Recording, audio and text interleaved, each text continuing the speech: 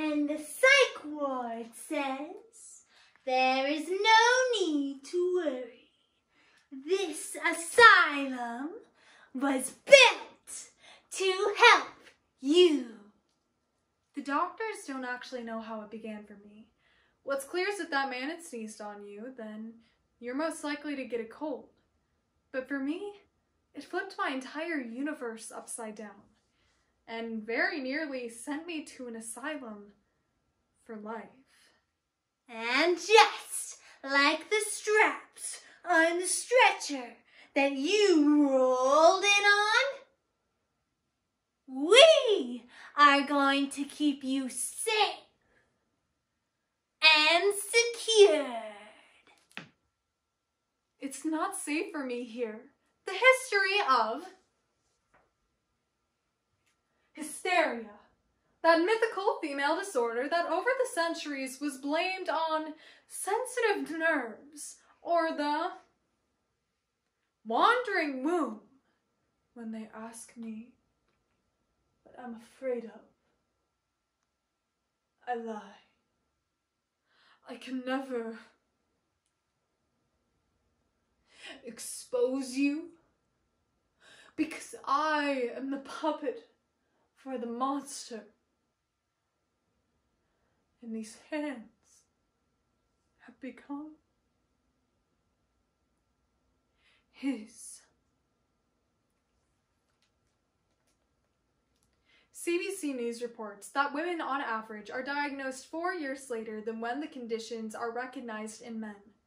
According to the book Doing Harm, women at some point during their journey for diagnosis are told that their symptoms are due to anxiety, depression, or that catch-all be-all, stress. Through the poetry in The Psych Ward Says by Anita D. and The Monster by Olivia Likens, the prose Brain on Fire by Susanna Cahalan, and articles from Huffington Post, Washington Post, and CBC News. It's not all in their heads. Program, because I will not let healthcare be yet another place where women aren't taken seriously. I was sitting at my desk working on a story when I noticed this numbness in my right hand. Not to mention my thoughts were running wild from love to guilt to repulsion, and I couldn't keep them straight. I was getting worse by the day, by the hour even, but no one knew what to do. Another doctor said, "There's nothing wrong with you." People with anxiety are often labeled as shy or quiet or that girl who buries bodies in her basement. No one's actually referred to me as that before, but I always assume that's what people are thinking. The background music swelled. I felt the pulse of the crowd, and I struggled to balance and grew dizzy and queasy, and I couldn't focus on the music. He is a parasite reaching with long sweet limbs through my body, through my arms. He is the little voice inside my head telling me bad things to do to myself. British psychiatry Elliot Slater warned that too often a label of hysteria allowed doctors to believe that they had solved the mystery, when in fact they usually hadn't. He discovered 9 years later that more than 60% had been found to have an organic neurological disorder. So I go to the doctor. A 10-minute slot to explain it all. And this isn't so bad. But you don't understand. No, you're not severe. I'm just trying to tell you. Just take these antidepressants. These are going to work. Just take this leaflet for therapy. And the psych ward says, take advantage of the 5 to 10 minutes you have with the doctors. But understand, he has a list of patients as long as his pay stubs. So you won't be receiving any actual therapy while you're here. I was forced to talk about it since I was about to release a new song, and I tearfully told them how the doctors told me that I was crazy for thinking that I was sick. I'll have a wave of anxiety and then the next moment I'm perfectly fine. Perfectly fine.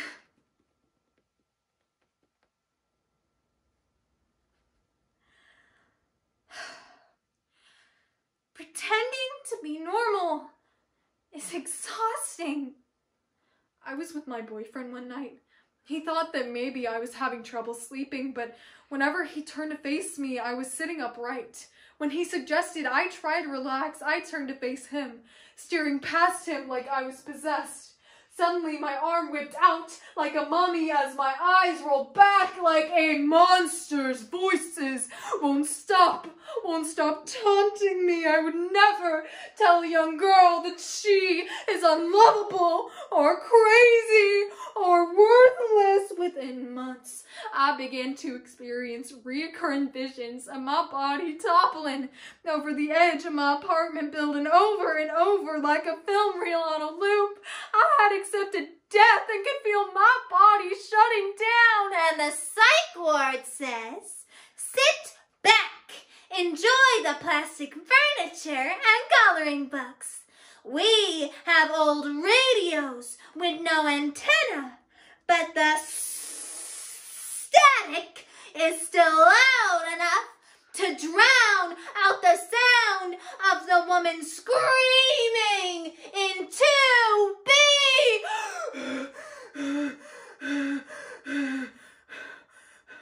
I woke up in a hospital bed. I felt a thick mesh vest around my waist holding me to the bed. I wrap my hands around the rails and pull up, but the strap's sticking to my chest. Help!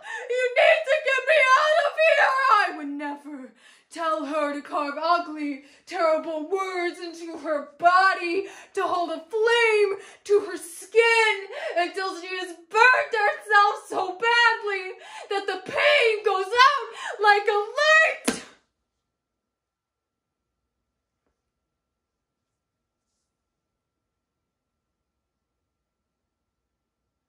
And her nerves are dead. Just like she should be. And the psych ward says, we figure if we keep you long enough, you'll eventually start to fit in. Or maybe, if we keep you locked up, you'll eventually start to act out. And we will be right here,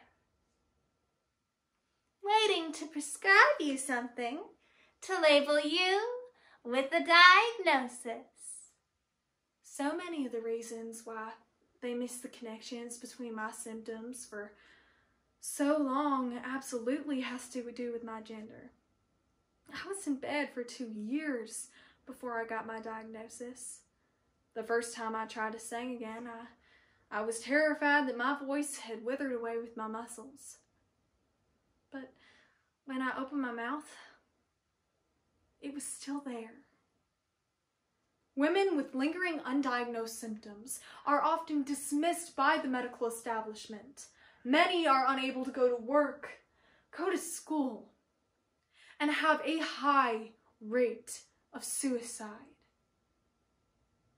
After many misdiagnoses, they finally said her brain is under attack by her own body. I'm one of the lucky ones. I didn't slip through a system that was designed to miss cases just like my own. And the psych ward says, we didn't cause your social anxiety. We only heightened what was already there. We just want to see you reach your full potential as a patient. Remember, we told you this asylum was built to help you. I am not you. This is only a body and you are only a feeling. And I will survive, and I will love me.